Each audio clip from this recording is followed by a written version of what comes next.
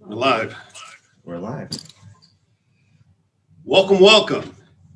I'm so happy to be here today. I'm happy to be almost anywhere today, so that's good because of all the challenges that we've all gone through, especially in the hospitality business. So we're really pleased that you're here, and we really have a couple of things to do. First, let me introduce myself. I'm Eric Markson. I'm the President of the Hospitality Association. The board of directors offer their welcome and convey their pleasure that you're here today, and we're really pleased that you're here for this educational forum. We have an excellent panel put together today, and we have limited time. So what we want to do is kind of go through the phases of what we're bringing to your attention today, and we're going to start kind of big picture and kind of work it down to some of our leadership people who are working, booking and bringing groups in at the local level.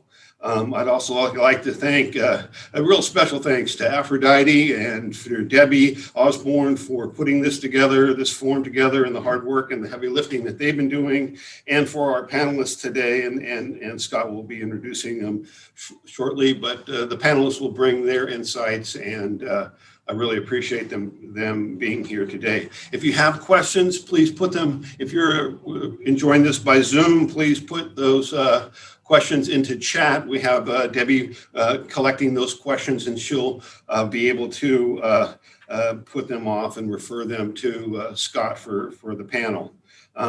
We are hosting this forum today from the Hotel Trio in beautiful Healdsburg, and it is great to be together, and we hope that this turns beneficial to everyone who has attended. And I'd like to thank Scott and his team for help putting this together, Nate and the people from Safari West for helping us with the program.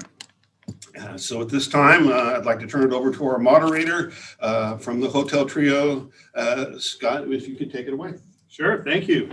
Hopefully everyone can hear. Well, you can hear me here. This is our first meeting in over a year and a half, before fires, before COVID. So these chairs many of them never been sat in. So thank you so much for being here and sitting in our chairs and warming them up. And those who are joining us with Zoom, we appreciate that. We've got, as Eric said, we kind of go from a macro view to the micro view, me being the micro view, the general manager of the Hotel Trio. From a macro standpoint, introducing our panelists today, Lynn Morfeld is here. Joining us via Zoom. He is currently the president and CEO of the California Hotel and Lodging Association, where he's been since 2002. And before that, he was the director for the destination segment for World Res Incorporated, which is a Silicon Valley startup. He has been in the hotel business, or in the tourism business, for 20 years, and is also currently the vice chair on the board of directors for the International Society of Hotel Association Executives. We welcome Lynn with us via Zoom. Our second panelist then is Tyler Davidson. Tyler is the Vice President and Chief Content Director of Meetings Today. He has covered the travel and trade industry for nearly 30 years, having previously worked in Asia, Canada, Pacific Northwest, and the Western US for Travel Weekly Magazine and Travel Age West. He is eminently qualified to talk to us about some of the travel trends. I was also interested to see that he performs in his blues-based band, a Delaware corporation. I thought that was pretty amazing. I thought, oh, I want to hear that. And then to my right, of course, is Jennifer Richards. Most of us in the county know Jennifer. She is currently the Vice President of Group Business Development for the Sonoma County Tourism, and she has 30 years experience in the tourism and travel business. As she reminded me, she started as a very young teenager.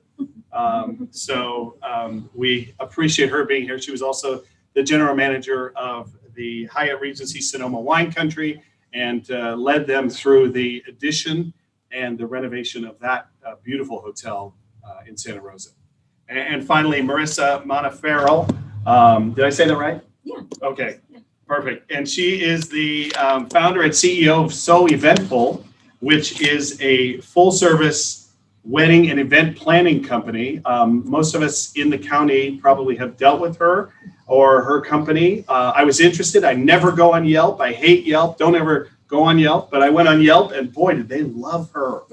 And it was interesting. One person said of her and her company, "I'm sad it's all over, and I won't be able to work with her anymore." And I thought, with the divorce rates at 50%, you may have that opportunity again. So we welcome you. We have a great program, and we just want to dive into it. They said that there was a proverb. It was said to be a Chinese proverb, which turned out not to be a Chinese proverb. But anyway, it's a saying, may you live in interesting times. We certainly live in interesting times. We keep talking about the new normal, and we're hopefully today we'll get a glimpse of what that might be.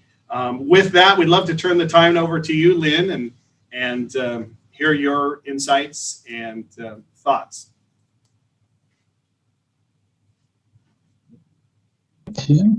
Voila, I'm unmuted now. Yes, can you guys hear me? You're good.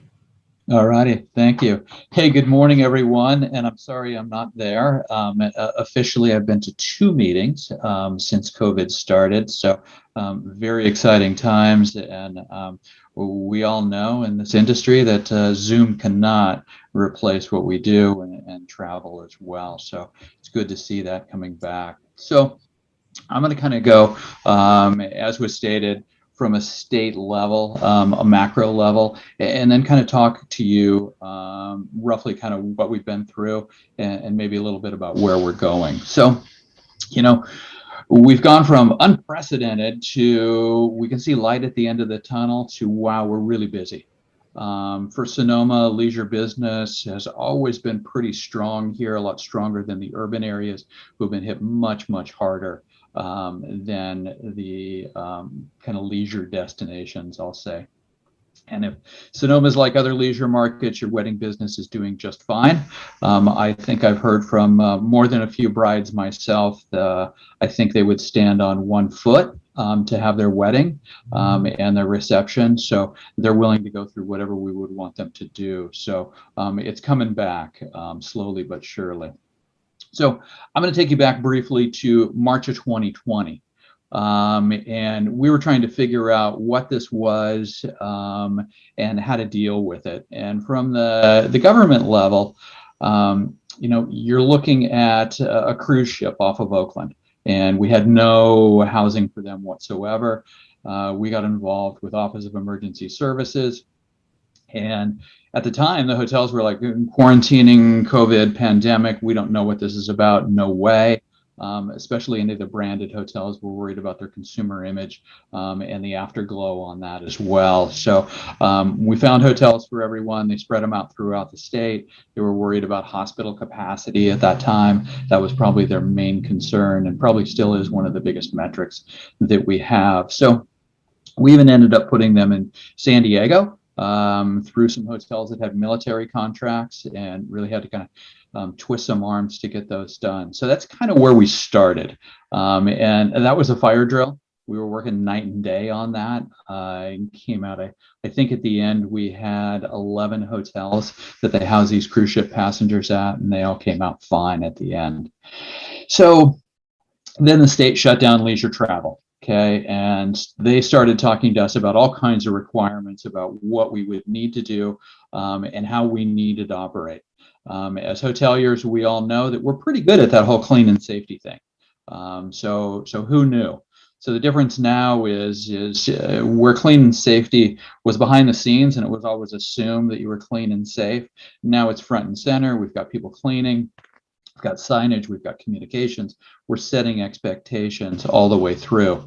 So we went into overdrive and developed our own standards. There's a saying in advocacy that you should try and do it to yourself before others do it to you. And that's really what we wanted to do. So we set the standard, we came up with a self-certification, clean and safe guidelines for leisure travel. And then subsequent to that, meeting guidelines, meeting and event guidelines as well. If you'll look at our guidelines that came out about 6 weeks before the states, and then compare the states' guidelines on the other side, a lot of the points that we have in ours are word for word for what they have in theirs. So we were pretty successful in terms of getting those protocols in place. We didn't like them.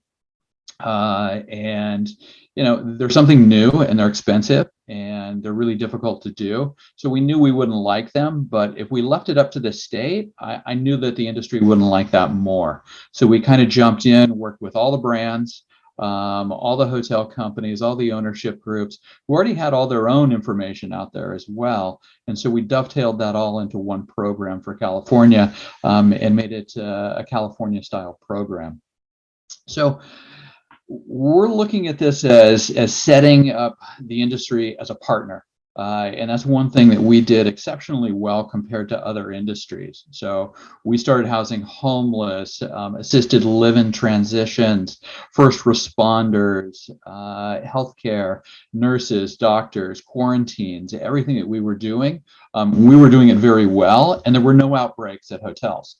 So our employees were only getting COVID-19 via social interactions primarily. I cannot trace a single outbreak, which is at a small property that's 3 cases. I can't trace a single outbreak to a hotel.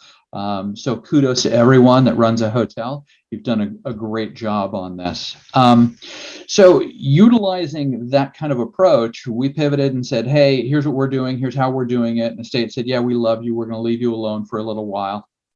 But they left us alone a little too long. We wanted them to adjust and keep up. So if you look at the way government works, having them do something new and fast is 2 things that they can't do. And having them do something new and fast is really something that they've had trouble accomplishing. So we're talking about something new and fast that changes, and the uncertainty is just getting to everybody. I think even when I would talk to people and tell them no, they would be pleased with that because the uncertainty was just killing them. So what we're doing is trying to provide a little certainty for the industry overall. And it still remains one of our biggest issues, the uncertainty of this all. And, we're 2 weeks from reopening, quote unquote. And I still think there's a lot of uncertainty out there. So California has done a great job on vaccines. Right. So we've got some metrics. I would have never put money on the fact that we'd be close to 38 million vaccinations in the state of California. There's no way I thought we would have been that good at it. We had a little bit of impetus at the Sacramento, at the government level. We had a recall. And so we wanted to get the economy open, and it changed a whole lot from just a health perspective and business and economics, and nothing else mattered, to all of a sudden, hey, we've got this health issue over here, but this health issue is being compounded by people losing their jobs, their apartments, the economic duress that we all went through, and the lack of normal that we went through. And so the state kind of said, hey, we need to pay attention a little bit more toward business and people in general and our residents. And the recall really helped push that along. So everything that you've seen in the past 3 or 4 months has been colored or flavored by the recall. So if you'll look at the announcement that they just had about reopening on June 15th, it was all about the California comeback. They had branding for it. They coupled that with the budget where they're giving out a lot of money. The state is at a good spot budget-wise. And so they really tried to play that forward. Where previously it was like, no, you can't do that. There's a health problem and you can't do that. Well, why? Well, because it's a health problem. We're all businesses. We really can't argue with that. Now we know a lot more about the pandemic, about the virus itself. And so we're kind of getting a little better. And the state, quite frankly, has taken their lumps over their guidance and what they do. And then we've got, certain municipalities that are also going their own way. So you've got the San Franciscos and the LAs of the world that are putting on more onerous regulations and restrictions on top of that. And, we can't really figure out what the reasoning for that is. So now that we're into this more than a year and a half, it's more prevalent for us to ask why. So why is that? Why aren't we following CDC guidelines? Why do we have to wear a mask? Why don't we have to wear a mask? We have data now. We have a little bit better understanding of the entire process. So we'll see. So after June 15th, there's going to be hiccups. I'm just going to say that out loud. There are going to be hiccups. So what we're going to see is we have a problem right now with how Cal OSHA treats our employees and how the CDC and the Department of Public Health, they're called CDPH, California Department of Public Health, how they treat our customers. So today Cal OSHA is meeting, and they want, one of the big things that they want, among others, is they want our employees to continue to wear masks if they're vaccinated. However, when they're not working for us, if they're a general part of the general public, they don't have to wear a mask. And so we think that we're going to get all kinds of confusion on this. So I've been yelling and screaming about this now for 2 months. We've got a Cal OSHA person, an expert on this, former chief of Cal OSHA. We're working our hardest to try and get on this. This is most likely going to be accepted today and is going to go all the way through July 31st. So we think this is going to create a lot of problems in the hotel. So our lobbies are still going to look a little bit funky. Everybody's going to be wearing masks. There may be a couple of exceptions to that mask wearing, but for right now, it looks like our guests are going to be wearing masks. Our guests aren't going to be wearing masks, but our employees are going to be wearing masks. And as masks have been politicized, rightly or wrongly, that's going to create issues. So we all saw what happened, I think, from a hotel perspective, when the CDC announced that, hey, you don't have to wear masks indoors if you're vaccinated, everything's okay. And their approach, the CDC's approach was, we think this will encourage more people to get vaccines. The state was caught completely unaware of this. They said it was a bombshell, quote unquote. And they even gave kudos to the Biden administration for keeping this quiet. The state waited 4 or 5 days and watched the vaccination rates go. And as they didn't go up and they just stayed the same or actually went down a little bit, the state said, no, we're going to keep our rules and regs in here and we're going to double down on vaccinations. So now you see the incentives on the vaccinations and everything else. So that led to, hey, we're not going to follow CDC guidance. We're sticking with June 15th, then we'll follow CDC guidance. But now they're saying, hey, for employees, we're not going to follow CDC guidance. So I'm not convinced that we're going to see a loosening of Cal OSHA or employee regulations or caveats for how employers deal with it. But, you know, as with anything, again, we're asking government to do something fast and new. It's going to take them a little bit to get their arms around it. But I think that communication is going to be key. So on June 15th, all our industry guidance goes away. So that industry guidance that we have, other than the stuff that was announced on capacity, indoor and outdoor mega events, that's going to stay. But in terms of what you have to do for the guest and the outward appearance, the public stuff, all that industry guidance is going to go away. No issues with surfaces. We know that this is person-to-person contact, and that's how this is transmitted. It's not transmitted from doorknobs and door handles and things like that. That said, this isn't going to be a rip off the Band-Aid. The public is going to take a little while to get used to this. So we're seeing the brands especially take a slow approach to this and really work back from, hey, we want to make sure that everyone feels safe. So regardless of what the regulations say, we still have consumer sentiment and consumer perception that we have to pay attention to. So in that, I'll close and just say, over the next 2 weeks, over the next 3 weeks, over the next 4 weeks, your signage, your communication with your employees and with your guest is going to be super important, okay? And expect it to change. So please just, expect this to change.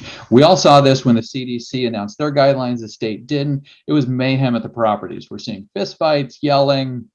CDC says I don't have to do this anymore. Why are you making me do this? We think that signage, it took a little while for people to kind of catch up with that.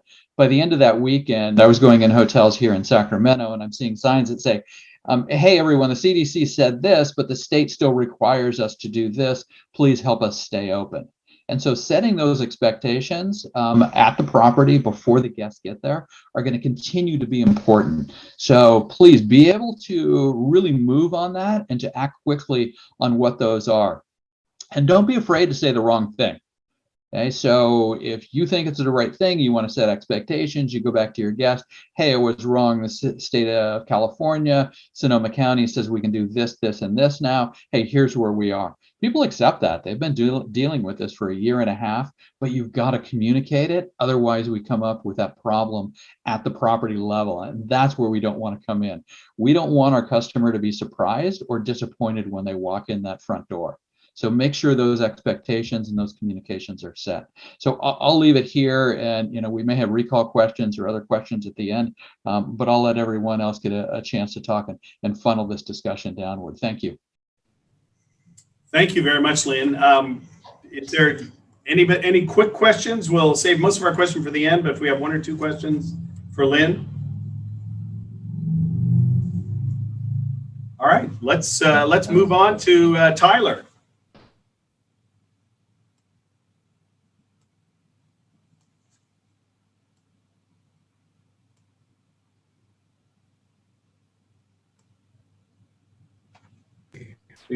There we go. Excellent. Can you hear me now?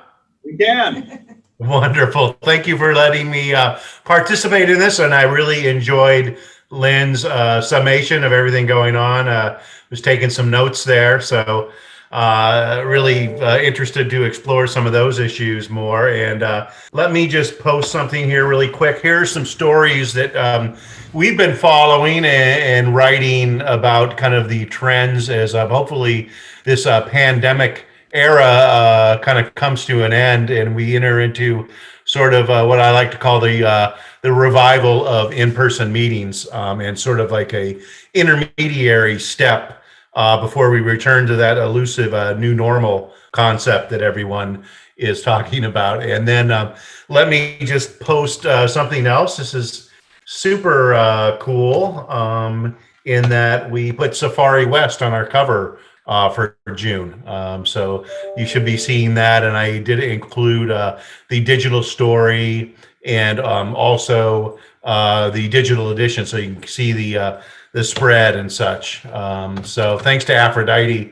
I've known her for years. I've been here at meetings today for more than 20 years, and I think I've been working with her for that whole time. So thanks. You guys have a great product up there in Sonoma. And as someone who lived in San Francisco for 35 years, I'm very familiar with it and love to get up there. So I'll sort of jump into my presentation. Us at meetings today, when this whole pandemic started, we really specialize in destination reporting. So, when we first started our magazine, our reason was, what do meeting planners want the most? What kind of information? Well, they want to know what destination should I bring my meeting to. So we really have that as our core offering. And knowing that when this pandemic started, my thought was, how long is it going to last? Probably like what a lot of you were thinking. Okay, this is going to be a rough 3 months probably, and then it's going to be over and we'll be back to business. So my first thought was, how do I cover these destinations? Since planners, they book at least 3 months out, a year or more sometimes. I've sort of thought initially, well, I'll still cover it like we normally do. People will be able to gather in groups and, not socially distanced, because this will be 3, 6 months, a year ahead of time. Well, we all soon realized this is not going away. So everything changed to pandemic coverage 24/7. And I'm kind of glad to see that is coming to an end. And like what Lynn mentioned, we have new CDC guidance about wearing masks, about social distancing. And it is a little hazy right now. And I think even talking with a lot of my California contacts, a lot of them, I think, probably express the same frustration that everyone in this meeting has, is we just need to know, what do we need to do, right? So there'll be different regulations on the state level, city level, county level, CDC guidelines, just tell us what to do. And I think I agree with what Lynn said in that, the whole recall effort probably sped things up a lot.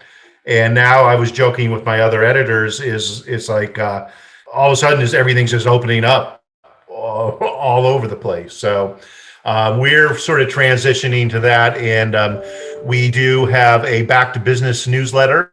We are sending out once a month. The next one's tomorrow. So after I'm done with this, I'll be busying myself getting that content together. We just published a back to business e-handbook with some key stories we've written. And we just conducted a state of the industry panel with various industry leaders, really just tapping into where we're at right now, what we can expect in the next month or two as we get back into meetings. And I think some of the macro sort of trends that we're noticing is compression, and especially in big destinations such as Las Vegas. All of these meetings have been put off. And there was already meetings piled, into the future on the calendar. Now they're all compressing.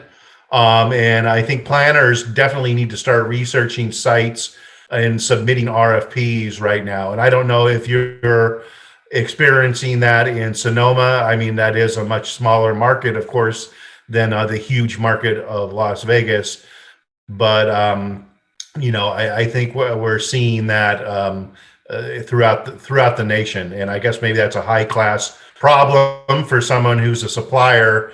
But, I think that's the message, at least we're trying to get out to our meeting planner readers.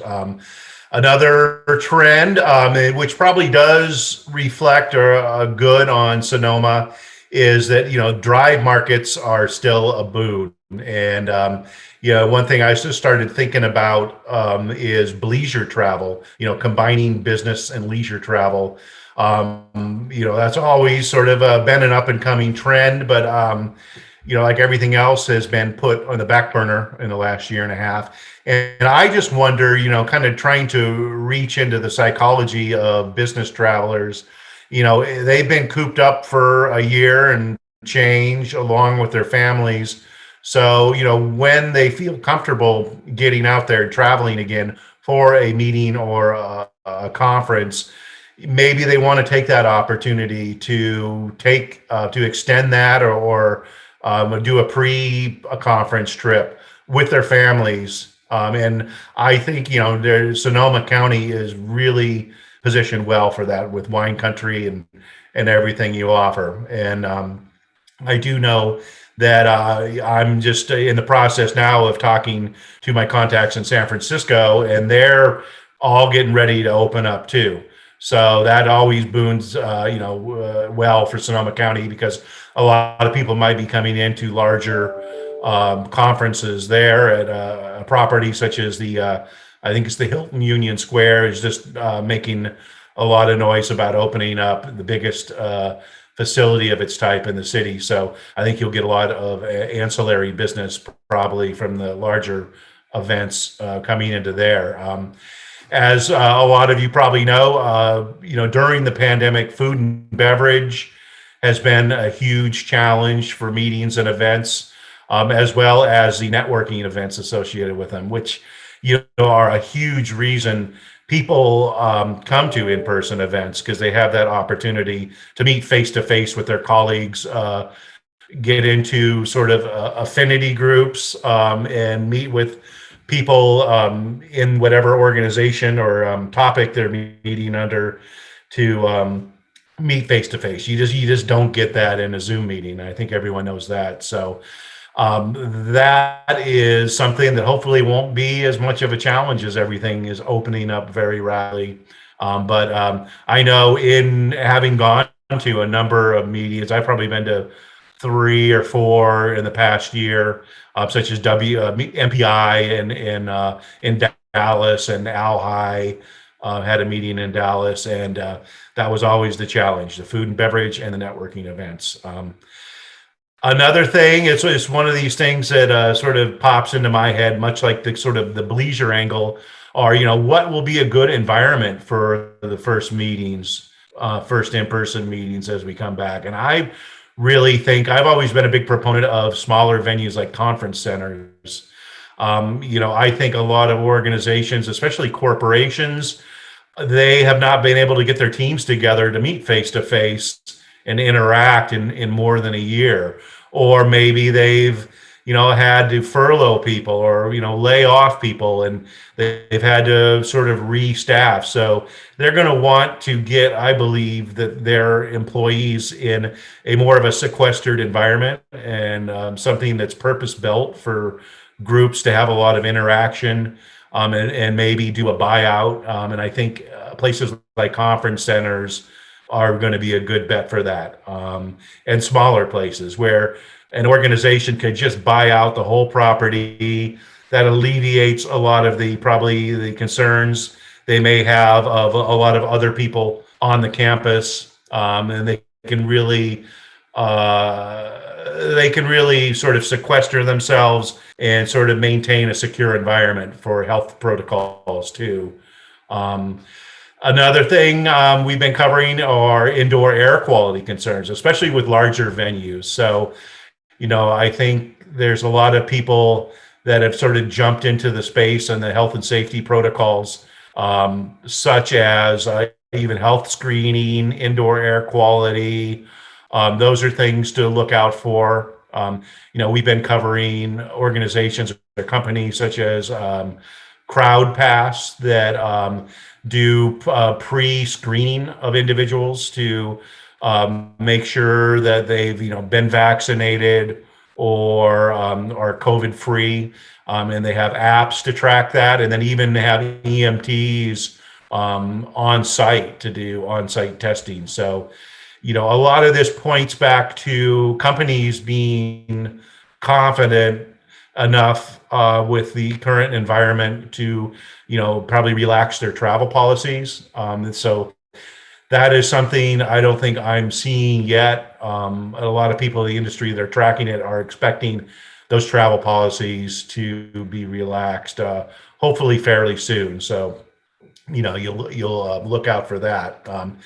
A huge issue is labor and staffing at facilities, which I'm sure all of you know, as meetings ramp up. That will also lead to perhaps legal concerns or contract issues for meeting planners and facilities as they contract. I mean, is the level of service going to be what the meeting expects? That's all contract language that will have to be sussed out with the lawyers taking care of it. So, we're really covering that. And actually today I'm just setting up a couple different webinars we're going to offer in the next couple months with industry attorneys on the issue of that, because it's going to be a whole new environment as we jump into in-person meetings. I think another trend is hybrid meetings. A lot that is something that meeting planners have had to jump into the deep end and just start swimming and doing virtual meetings, Zoom meetings. Everyone's kind of has Zoom fatigue, I think is the term. So they're kind of chomping at the bit to get back to meet face to face.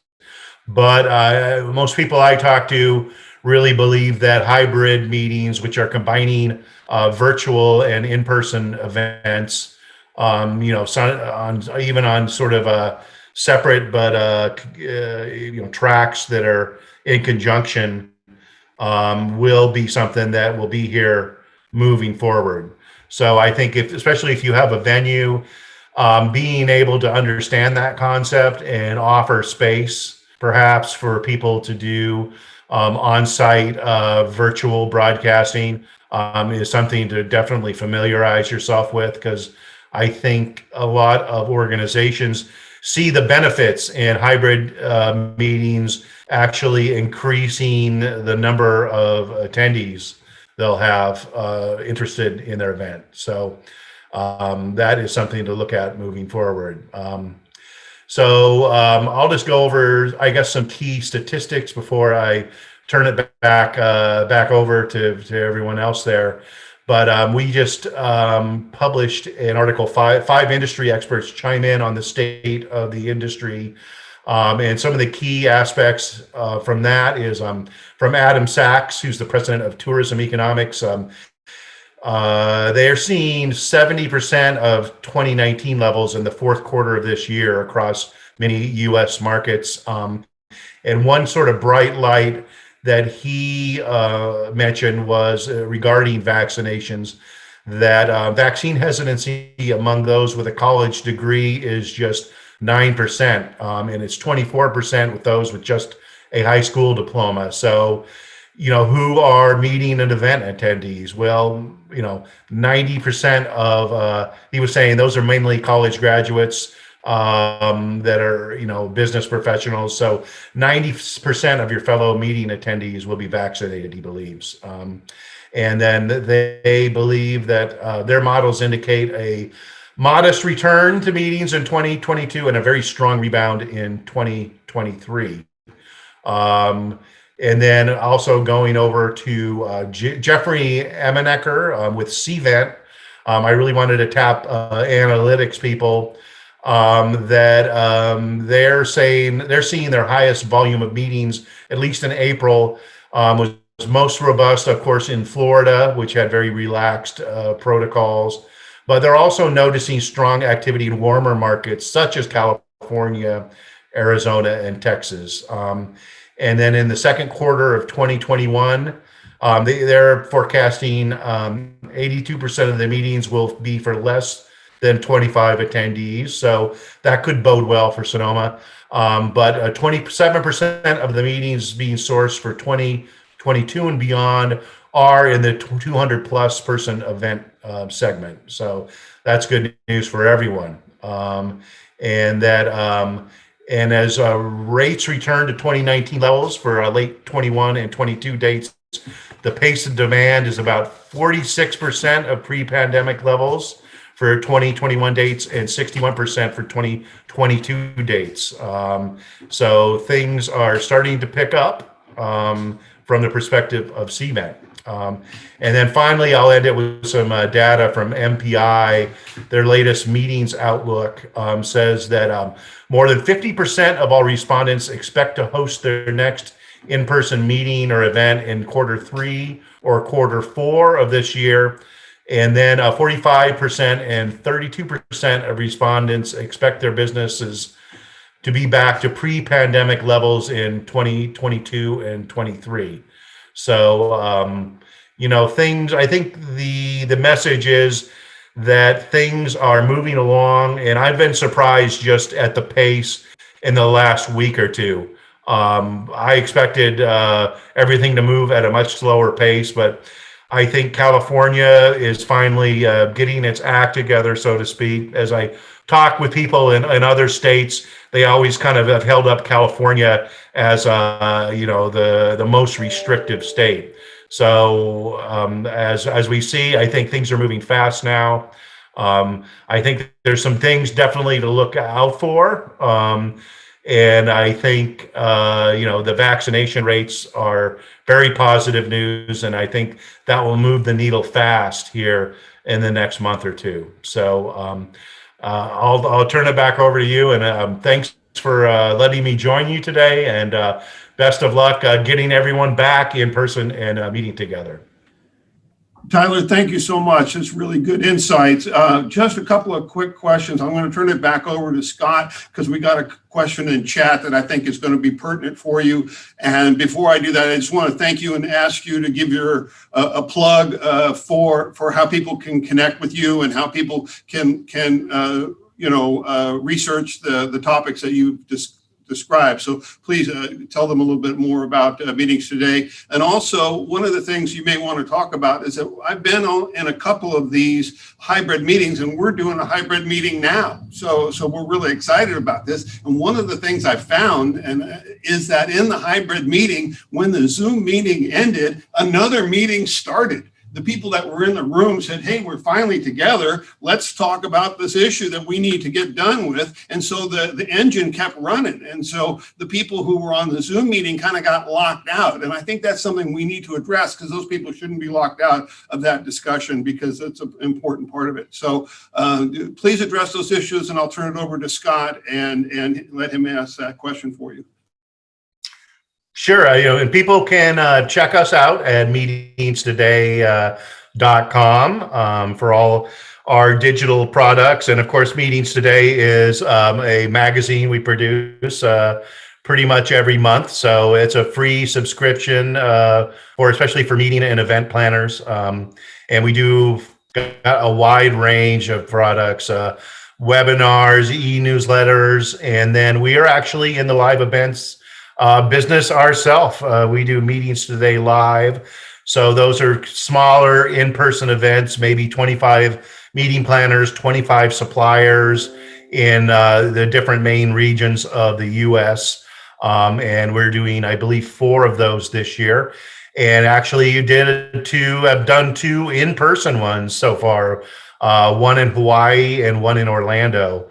So, great opportunity. If you're interested in anything we do, please feel free to reach out to me, or if you have any other questions at tyler.davidson@meetingstoday.com. And just kind of piggybacking on the hybrid comment, it's huge. You can just quadruple your attendance. You can get all sorts of great analytical data on attendees. So it's a great tool to sell sponsorships on, to increase attendance, and just think about that moving forward.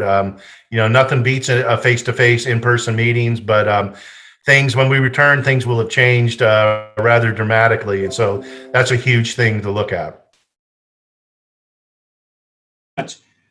Lynn, perhaps you can answer the question in chat, which is what are the new state guidelines reopening on June 15th?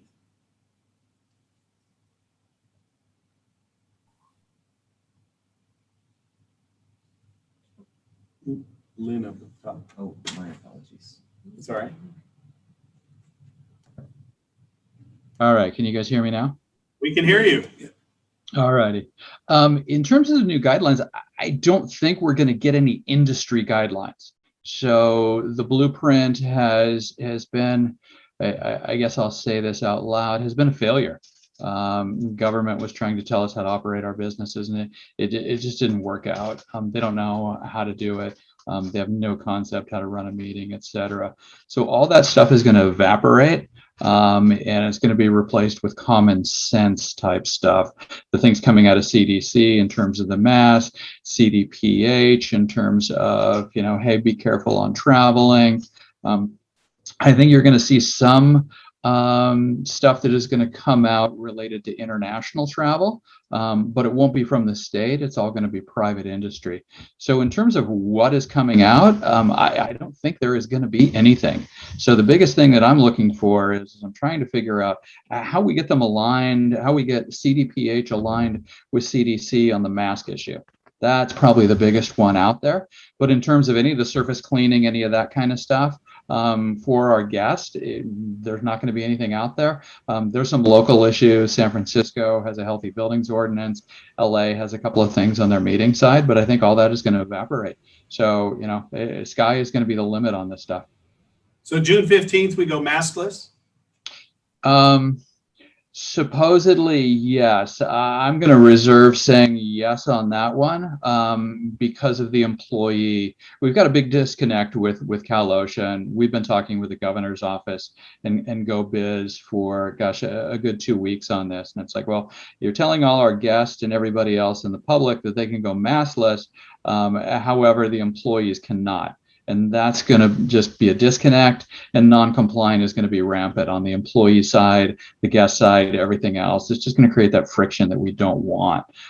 So I'm looking for the state to come out with something about the mask or following CDC a little bit better on the 15th.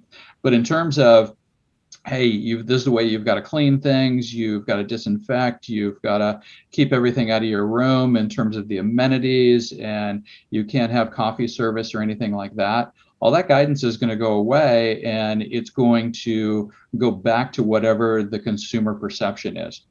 And I'll just say, our hotel guests ready for a waffle machine on the self-serve breakfast? I don't think they are yet.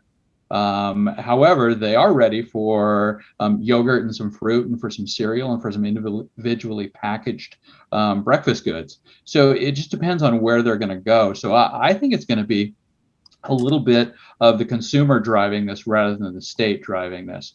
The state's going to try and stay out of the industry business as much as possible. They failed at it, and I guess I'll go a little stronger now. They failed miserably at it. They clearly don't know how to run hotels, nor should they. Meeting planners have a certified meeting planner designation for a reason. It's a difficult job, and there's a lot of stuff to it. So, I'm not looking for a whole lot from the state. I'm looking for a whole lot from business at this point, and what our guests expect us to do. Thank you. Hey, Lynn, give us a little plug on the newsletter. The newsletter you guys produce is a real valuable tool. It does a great job as far as us in the hospitality industry, as far as bringing us up to speed, and give us a chance for our members to reach out to you and give us some contact information if you can. Yeah, sure. So first of all, my contact information is Lynn, Lynn, at calodging.com. Don't hesitate to send in an email to me. I try and get to them all. So definitely, if you have questions or anything. In terms of CHNLA, we've tried to, over the course of COVID, provide as many resources as we could to the entire industry. And now we're going back and saying, hey, we have membership resources that we have to get to. We've got a hotel weekly that comes out on Friday. It's an email distribution. And we try to provide original content toward that, and also run through and make sure that we are keeping up and the industry is keeping up with everything that's out there. So even if we've got to say, hey, this is bad for the industry, we're out there saying it on a regular basis just to keep everyone up to date. The uncertainty, again, I'll say it again, the uncertainty is the worst part of all this. Not knowing what to do and not knowing how to do it. So that's where California Hotel and Lodging Association can really assist and be an asset for the hotels. All we do, we're nonprofit, and we work for you all day long, and that's all we do. So anything you need from us, please feel free to ask us those questions and lean on us for what you need to do. It's a confusing time out there. Thank you for that. Thank you so much. I'll turn it back over to Scott. I can take that question if you like, but we don't have to do it right now. So. Go ahead, yeah. All right, the question basically Liza has asked, is the issue facing weddings, meetings, and the event industry in Sonoma County is preparing for the fire season, public safety power shutdowns, and smoky, potentially unhealthy air. And that's something that we discussed prior to this meeting as far as being our next seminar, our next forum for the Hospitality Association. And so what we want to do is bring in industry professionals from both the insurance industry and probably a couple of people from either attorneys or people with legal backgrounds as far as how they best recommend either the guest have their own insurance and maybe pocketing that, and we have some guidance from Sonoma County Tourism on this also. So we're looking forward to that being our next seminar, and we'll have information sent out to our members shortly. Thank you so much. We have a couple of questions that we wanted to direct towards our panel, and to Tyler, Jennifer, Lynn, and Marissa. And the first question is, describe the new normal for the return of group business and events now and in the future. Guess I'll start. Okay. So for Sonoma County, I'm pleased to report that we are about 75% of our pre-pandemic volume for lead generation, which has been fantastic. It started off a little slow. It started off with some smaller sized groups, but we're back up to our traditional size, which is about 60 to 70. We still are getting some of the smaller buyouts, as was mentioned earlier, and things like that. But with the restriction to international travel, we're seeing a lot of incentive, which is really exciting and something that we'll continue to work towards. But business levels are back, and that's really great to see. And Marissa, Are you seeing what we're seeing, which is Yes. lots of weddings coming back, pent up demand? Yeah, so weddings are fast and furious right now. With the corporate leads that we're getting, they're coming on strong, but then I feel like they're getting cold feet and then they're backing out of it.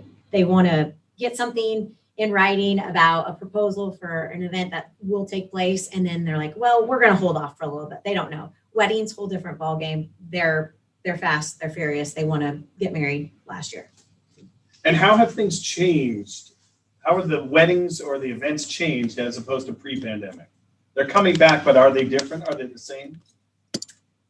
Yes and no. Yes, the same in that they were keeping their venue vendors that are still that they contracted with, but some went and did elopements, and now they just want to have the party for a wedding side. Others are scaling back tremendously. Others that are booking for 22 and beyond are going big and better. They just want to see everybody and have their party. Well, that's good news. Yeah, Okay. I'm happy about that. Good. Well, fingers crossed. What do you think is the next event evolution for 2021 and 2022? I think we're going to stay doing the same thing. I think the incentive market is going to really come alive for Sonoma County, and it's something we're really focused on. We're focused on sustainable groups and what we can do to really highlight and elevate all that we have to offer with our unique venues, our open spaces, the product that we have here, and all that we have to offer. So that's really what we're focusing on, and making sure that we're attracting that visitor and really highlighting all that we have. Yeah, and to piggyback off that, I would say that we're going to see hybrid throughout 21, and I think fingers crossed for 22, it's going to be something of the past, and it's all going to be live events. Okay, good. Thank you. If I could make a comment on the hybrid really quick. Yeah. So on the hybrid meeting, we just had one on Tuesday in San Francisco for our Hospitality Foundation. And we had 13 people in San Francisco, very happy to be there. And then we had about 6 people. And we used technology from Encore called the Owls, where they pick up the sound of the person speaking, and then they project out a video on the screen. I will say that generally, we're all hotel industry. I will say that generally, no one liked it on the phone. No one liked it on Zoom, and they thought that they weren't an integral part of the meeting. And so just based on that anecdotal, my grandmother research here, this is what they said, and this is what I think. I think that the hybrids are gonna vanish pretty quick. I think that you're going to see some for corporate meetings. But, as was stated, I think there's a lot of nervousness out there about the corporate side, but they see the benefit of meeting. And oh my gosh, everybody is so happy to meet and see each other and just have a conversation in person. And, there's going to be this whole thing of, are you vaccinated? Are you not vaccinated? Are you comfortable wearing a mask? Are you not? And we're going to get around that. There's that awkward thing where no one knows what to do on the handshake. Do we do a handshake? We're in hospitality. Do we do a hug? What are we supposed to do? Fist bump? How do we do that? So I think that the hybrid, as stated, I think they're going to evaporate a little bit in 2022, because I don't think they're that effective in terms of what the networking is. If you look at what a meeting is, the greatest part of the meetings and going to the meetings is prior to the meeting, at the break, and after the meeting at the networking event. That's where a lot of that social interaction gets done and where a lot of that work gets done. You just can't do that on a hybrid. So I guess I'm selfishly hoping that they go away. I agree with you. I hope they do go away. But however, I think there's a continuum with our guests and our travelers of some who are wishing that the whole thing would go away, and the others who are still very, very concerned. Yesterday, I had a guest who stayed with us last week and ran into some of our guests who were unmasked. We asked them to put on masks, and they did not. They refused to do so. And this guest wanted $2,500 back because he said he was exposed to a dangerous situation. So I think that we're looking at different groups of people, some who are very, very comfortable with the return to normal, and some who are still very uncomfortable. Definitely. One of the things that we're seeing, obviously, with the return of business to Sonoma County, and it has come back with a vengeance. for us is that we're having trouble returning our staffing levels to where they should be, or perhaps even what they were before. We noticed in the Business Journal was quoting me, so saying that it's really difficult to staff some of these situations, to staff housekeeping, etc. And many hotels have raised rates. Certainly here in Healdsburg, we see housekeepers being paid anywhere between $17 to $18 an hour. So we've raised rates. There's signing bonuses, and some are using contract services to staff. How is that going to affect our business in the future? Two questions. How is it going to affect it? And will our guests be okay with perhaps slightly lessened levels of service? Does that make sense? Yeah. We may not be able to, so they may go to a facility, and I see some heads nodding, that is not able to clean all their guest rooms. Does that make sense? And they may not have daily maid service, et cetera. Mm-hmm. I could speak on the event side and the wedding side. We're having a hard time getting a quick turnaround from vendors to report back to our clients, which strains our relationship with our clients, because everything pre-COVID was turnaround 24 to 48 hours, and I would have an answer to a client. Now, if we're reaching out to a vendor and they don't have staff to get that quick turnaround, it's us saying, oh, give us another day, give us another day. And that's hard to do. And the staffing of finding even day of people to execute the events is hard to come by all around. Yeah, I think one of the best things we can do is manage the expectation and make sure that we're having that conversation with the planners before they come here, what they can expect from their event, and making sure that you're on the same page with the planner and that your contracts are up to date. If you've got those 1 per 50 requirements that are in a standard contract, that you're taking a look at all of that, and that you're, even on the housekeeping side, setting that expectation through messaging on your website, through communication with the planners, to let them know what to expect so that they're not caught off guard. They're your advocate in the plan and the process as well. I think it's super important. Are you seeing, are we seeing rates go up as we pay people more? Or are they charging more? Are we charging more to our group guests? I'm not seeing that on the hotel side of You're things. not on seeing the it? average rate, I am not, but it's not to say that's not happening, but I'm Okay. not seeing that yet. I'm seeing it on the event side. The negotiating power that we usually have is kind of out the window. And I get it. I mean, people had a bummer year. We all did. And for me to come in and ask for somebody to do a discounted service is far and few between right now. So. Got it. Okay. Jennifer, how has the SCT, let's see, how can the SCT help directors of sales and property events planners as the meetings industry reboots?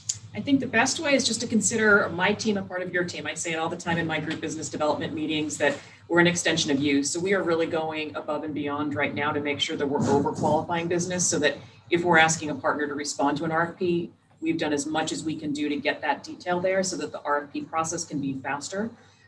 Sending out reminders if need be. We will fill out a RFP for you and send it back in. We really want to do all that we can, because we recognize, as Marissa was saying, that it is a slower process. There's less staffing. There's less sales managers. So we really want to be there to be an advocate and a help and a support and a resource, not just somebody who's sending you a lead. You can lean on us as well. And so if a facility or a location is having issues with staffing, is it in your, is it best to tell the guest up front, this, we're not going to be able to deliver here, it's going to be different in this service aspect?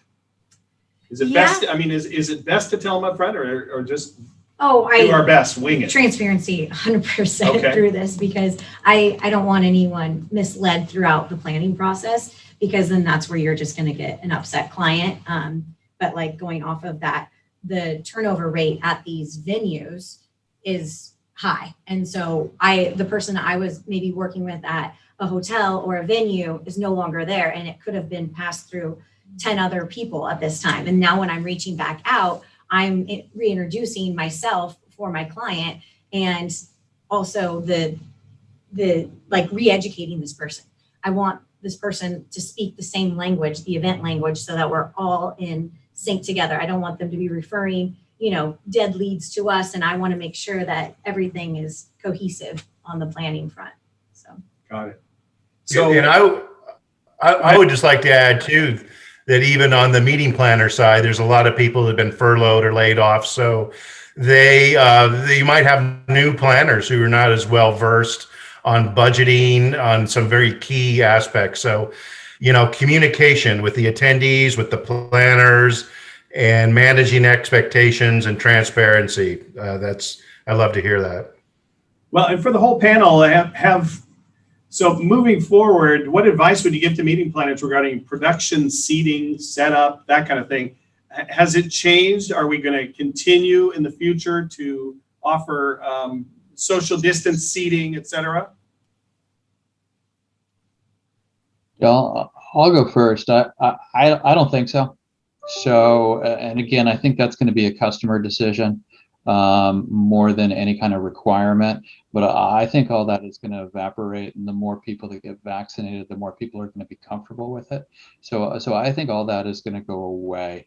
I think that you're just, again, the self-service food and drink is going to be a little iffy for a while, but I think it's going to all be on the customer side on this. So we've got great demand out there, and as was stated, the hotels are in the driver's seat on the negotiation, and I'm seeing contracts that are a lot tighter than they were before the pandemic, because there's, I think that the comment that was made about the vendors taking a long time to get back to us, there's no horsepower in a lot of businesses. So, we've all cut down to the bone, and we're all trying our hardest to move forward on it, but it's going to take us a while to ramp back up, and we're going from 0 to 100. So our guests are going to get a little bit of whiplash on that customer side, but when they do, I think that'll come back, and we're in the hospitality business, so we'll figure it out, and we'll get our employees back. Fingers crossed. Let's hope. Yeah.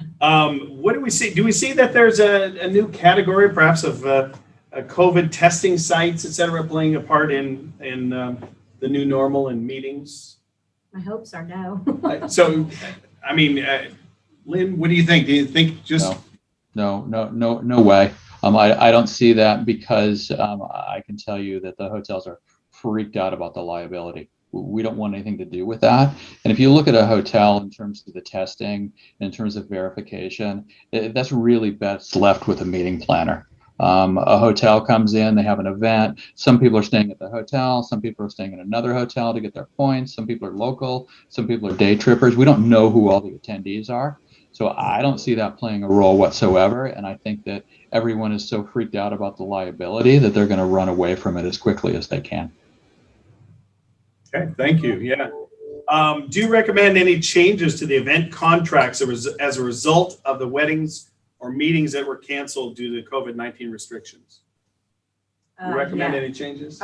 Yes, absolutely. I would say everyone should update their force majeure clause, and also have some language in there with postponements and rescheduling due to a pandemic. I think it's very important.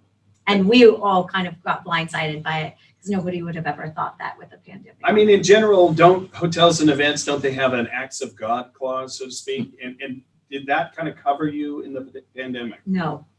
No. No. Okay, so you're saying, then you're thinking that change those contracts to Yes. specify acts of God and And a pandemics. Yes. Okay. Yes. Interesting. Unrelated to reopening of COVID issues, we were talking about potential cancellations due to unhealthy smoking, air and smoke and fires, et cetera.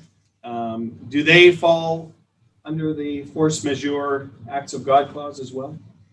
Yes, for the smoke, yeah. So we didn't have any issues there with when we had to cancel due to fires. Well, many of us were also closed, weren't we? Yeah, but in a lot of our clients, we force them to get additional insurance for their event. So do you recommend additional insurance for events? Absolutely. And that would pay for cancellation, or? Depends on what type of insurance that they're going Okay. and getting, yeah. All right. Do you, Tyler, do you see any vaccination cards? I mean, I saw something on the news the other day of a bracelet thing that showed your vaccination status. And that was, then you could scan it with the barcode or whatever. Do you see that being required in any future meetings in the future? I think the jury is out on that. I know a lot of big sporting events, for instance, which were sort of some of the leaders of getting back to larger in-person gatherings would have, say, a vaccination section. So, I actually just wrote a story just a few days or so ago from some experts in the industry. And really, they didn't think that so-called like vaccination passports are going to be a critical issue moving forward, especially since things are moving so fast right now. I did write a story, though. There's a number of companies that can actually, through their app, I think it's called CrowdPass, actually confirm that attendees are vaccinated. And then, depending on the preference of the meeting organizer, they could be allowed to attend or not. And then the meeting organizer can get data, through this third party to make sure if they want to require vaccination, that everyone is vaccinated before they go. But I don't see a really big movement as this hopefully winds down very fast now. And I just saw something come in on my news feed that the deaths and I think infection rates are the lowest since March 2020. So I think it's not going to be a huge issue moving forward. That's great news. Jennifer, has the makeup or the where our customers are coming from, has that changed? It has. We're seeing a lot of drive market, which we always do, but we're also starting to see some come back from Florida, Texas, Arizona. So we monitor that pretty closely, but we traditionally on the group side get about 70% of our business from the drive market, which is good as people are easing back into travel. Okay. And length of stay, has it changed? Any other changes there? No, the one thing that I should note is that for the first time since I've been with SCT, we are seeing groups now putting RFPs out for 2025 and 26. And that was never seen before. We would go maybe 2 years out. So there is some interest. I think people are trying to plan things and maybe steering away a little bit from the international and trying to get those things on the books or looking to put business back on, since now they've had to reshift and move their dates back and now are pushing back a little farther. So we're keeping an eye on that, but interesting. Two questions. Are they asking for rates to be quoted for those future dates? No, good question, but no, they are not. Okay. And they're actually on the larger side. So they're the larger group than we normally see. They've been the 150, 200 people range. So it's interesting. So we're keeping an eye on that for sure. And have some of these meetings and events, are they coming back to domestically that have been held perhaps nationally or internationally before? We see that a lot. We saw that a lot at the end of last year where people were saying, oh, we're not quite ready to go back to Mexico, or we're not wanting to go to the Caribbean. And so now they're really looking at unique different areas to bring that incentive. It's usually the incentive here. And so that's what we're really going out and saying, look at all the things that you can do within Sonoma County and why we're that great destination. So good, great. All right. Do we have some questions? Question. We kind of touched on it a little bit, but that gives an answer if you want to address that to the panel, then we'll wrap it up. So it says, I recommend that any business consult with their attorney regarding smoky air and power shutdowns, which are not necessarily acts of God. More definition tailored to each business is critical, rather than using a generic acts of God clause. So I think that you were saying that as well. Yeah. So, And that's something Lynn had talked about also. okay. Any other questions?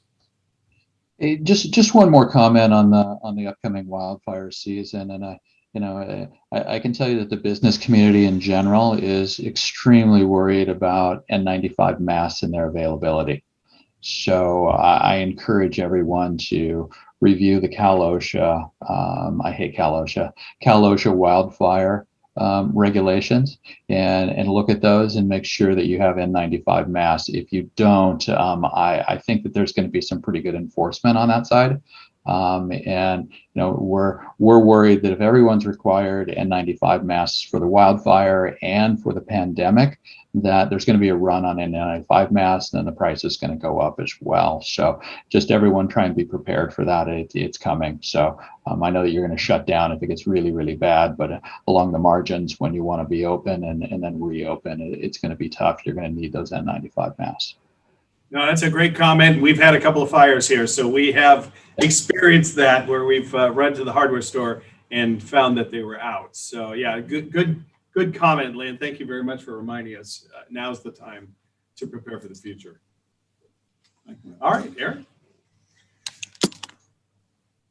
Okay, well, I just want to again thank you all for attending today and thank our panelists. I think this conversation is fluid. I think this conversation is an ongoing one. So having our panelists to be able to tap into some of the concerns that the industry is dealing with is why the Hospitality Association is so powerful. So if you're not a member of the Hospitality Association, I would ask you to join.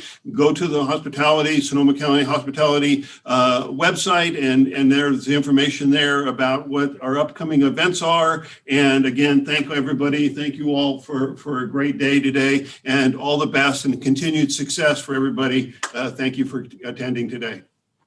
Thank you very much. Be well. Thank you guys for coming. Thank you.